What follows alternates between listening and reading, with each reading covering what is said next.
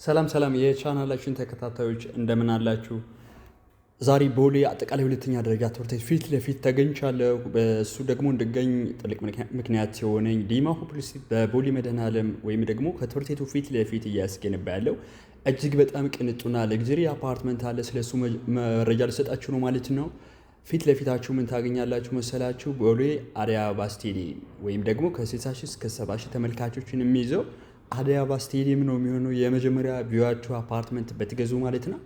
ታዲያ ይሄ ስቴዲየም ከ60 ሺህ እስከ 70 ሺህ ተመልካቾችን እና ከ20 ሺህ በላይ ደግሞ ፓርኪንግ ኤሪያ የሚይዝ ስቴዲየም ነው ማለት ነው። ሌላኛው ቪው ደግሞ ቦሌ መድኃኔዓለም ቪው ነው የሚኖራችሁ ማለት ነው። ባልኮኒዎቻችሁ ጋር ቁጭ ብላችሁ ከልጆቻችሁ ጋር እንደዛ አይነት ቪው አክሰስ ማድረግ የምትችሉበት ማለት ነው። ኤርፖርት ቪውም አለው እንደምታዩት አውሮፕላን ሲበርና ሲያኮበኩብ እያያችሁ ነው።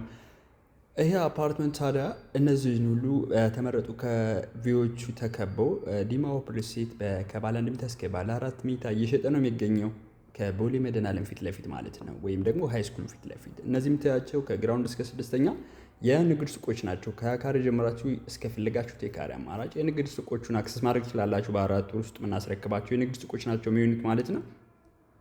ይህ አፓርትመንት G+24 በጣም ሌክጀሪ አፓርትመንት ነው። ሚክስድ አፓርትመንት ነው። ሱቅ ብትገዙ እነዚህን የሚመስሉ ሱቆችን ነው የሚኖራችሁ። ወይም ደግሞ እንደዚህ ነው የሚሆኑ ፊኒሽንጋቸው። ሱቆቹ ሴንሲቲቭ ነው። ሱቅ መግዛት እዚህ አካባቢ በካሬ እስከ 4000 ብር ነው ኪራይ። 20 ካሬ ብትገዙ 80 ሺህ ብር ኪራይ ይኖራችኋል ማለት ነው። ከኢንቨስትመንት አንጻር ቦታው በጣም ሴንሲቲቭ ነው ለኢንቨስትመንት። ሱቆቹ በጣም ሴንሲቲቭ ናቸው። ልክ እንደዛ አይነት ነው የሚሆኑት። ለተለያየ ፐርፐዝ ነው የሚሆኑት። ከካሬ ጀምራችሁ ከፈለጋችሁ ከግራውንድ እስከ 6ኛ ሱቆችን አክሰስ ማድረግ ትችላላችሁ ማለት ነው። ፊኒሽንግ ሌብል እየሰራን ነው የምንገኘው አሁን ላይ። ታዲያ እዚህ ሱቅ ላይ እነዚህን ሱቆች ለመግዛት ወይ 30% ታዲያ ደግሞ ሙሉ ከፍላችሁ ዲስካውንት ማግኘት ትችላላችሁ። 50% ከፍላችሁም ዲስካውንት ማግኘት ትችላላችሁ። ይሄ የምታዩት መሀል ላይ ደግሞ ስማርት ሮድ ነው። ከእንግሊዝ ኤምባሲ እስከ ኤርፖርት መሄድ ምንም አይነት ማንፓወር ሞኖፖሌሽን የሌለው መንገድ ወይም ደግሞ እሱ አስፓልት ዳር ነው የሚገኘው የኛ አፓርትመንት። ስቴዲየም ቪው አለው፣ መድኃኔዓለም ቪው አለው፣ ኤርፖርት ቪው አለው። ሁሎችም ባልኮኒዎች ደግሞ ለዚህ አክሰስ ነው።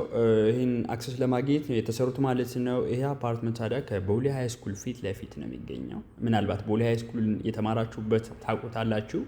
ኤድና ሞል ጋር ነው የሚገኘው ማለት ነው። ኤድና ሞል አደባባዩ አለፍ ብሎ አለምነሽ ፕላዛ አለ። ከአለምነሽ ፕላዛ ቀጥሎ ደግሞ የኛ አፓርትመንት አለ።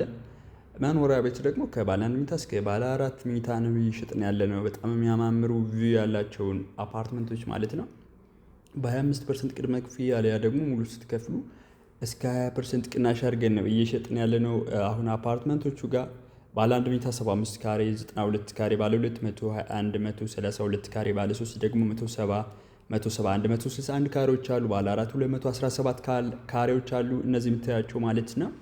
ልክ እንደዚህ ለገስት ሃውስ አለምነሽ ጋር እንዳሉት ባልኮኒያችሁን ካያችሁት ለገስት ሃውስ ናቸው። እነዚህ ለኢንቨስትመንት በጣም ተመራጭ ነው። አፓርትመንት ብትገዙ እዚህ ለገስት ሃውስ፣ የንግድ ሱቆችን ደግሞ ለማከራየት በጣም ቆንጆ ኢንቨስትመንት አማራጭ ነው። ቦታው ኤድና ሞልም ስለሆነ ማለት ነው።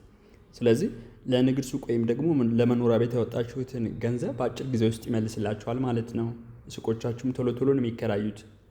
መኖሪያ ቤቶቹን ለገስት ሃውስ ከፈለጋችሁ ኪራይ በጣም ሴንሲቲቭ ነው። ቶሎ ቶሎ ነው የሚከራዩላችሁ። ለእነሱ ያወጣችሁትን ወጪ በአጭር ጊዜ ውስጥ ትመልሳላችሁ ማለት ነው። ይህ አፓርትመንት ታዲያ ጂም፣ ስፓ፣ ስዊሚንግ ፑል፣ የከርሰ ምድር ውሃ እንደዛ 3 ቤዝመንት ፓርኪንግ ያለው ነው። እንደምታዩት እዚህ ጋር ስዊሚንግ ፑል ነው ማለት ነው። ቴራስ ላይ ሁሉንም አክሰስ ወይም ደግሞ ሁሉንም አክሰስ በቀላሉ የምታገኙበት አፓርትመንት ነው የሚሆነው።